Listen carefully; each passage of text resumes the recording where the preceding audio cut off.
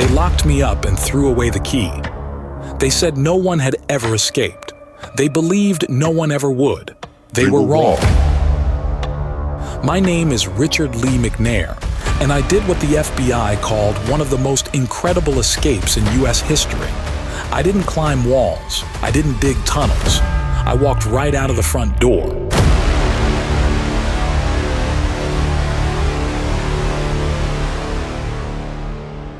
I was sentenced to 2 life sentences plus 30 years in 1987. Murder, burglary, attempted escape. I was a problem inmate from the very beginning. Every prison they sent me to, I studied. I analyzed. I looked for weak spots. They called me a flight risk, but they thought they were smarter than me.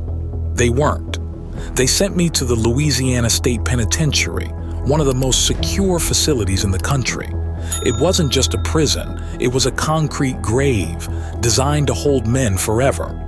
But no prison is perfect. All I needed was a weakness, and I found one. They assigned me to work in the prison's industrial warehouse, a massive space filled with machinery, tools, and, most importantly, mail bags. These were no ordinary mail bags.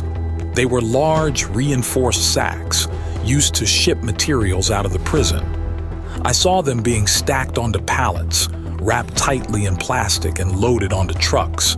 That was it. My way out. I spent months watching how the shipments were handled. I studied the guards' routines, how they checked the bags, how they searched the pallets before they left. Their security checks were thorough, but only on the outside. Nobody ever checked inside. So I started working on my plan. Over weeks, I carefully prepared a hiding spot inside one of the mail bags, a tight space, just big enough for me to fit inside. If I did this wrong, I'd be suffocated or crushed to death. But if I did it right, I'd be gone before they even realized I was missing. The day of the escape, I moved like any other prisoner, calm, collected, not a hint of nerves. Any sign of hesitation, any unusual movement, and the guards would get suspicious. I waited for the right moment, then slipped into the bag.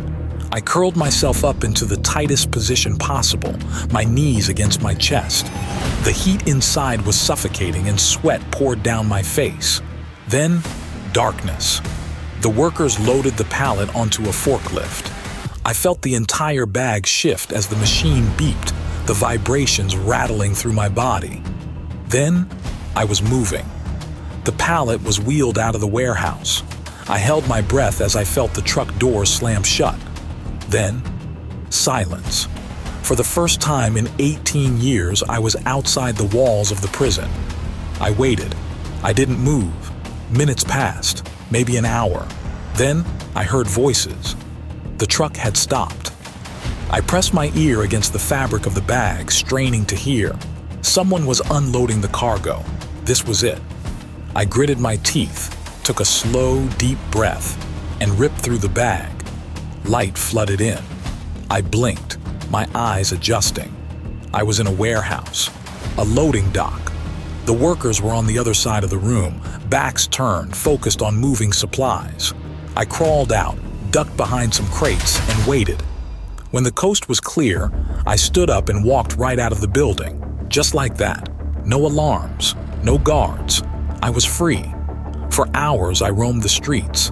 I knew they'd sound the alarm soon, so I needed to disappear. And then, something insane happened. A police officer pulled up next to me. I was sweaty, covered in dust, and wearing prison clothes. The cop rolled down his window. "Hey, where you headed?" I forced a smile. "Stay calm. Be normal." "Just out for a jog, officer." He squinted, sizing me up. "You got any ID?" I patted my pockets like I was checking. "Damn, must have left it at home." He watched me for a second, then nodded. "All right, stay out of trouble."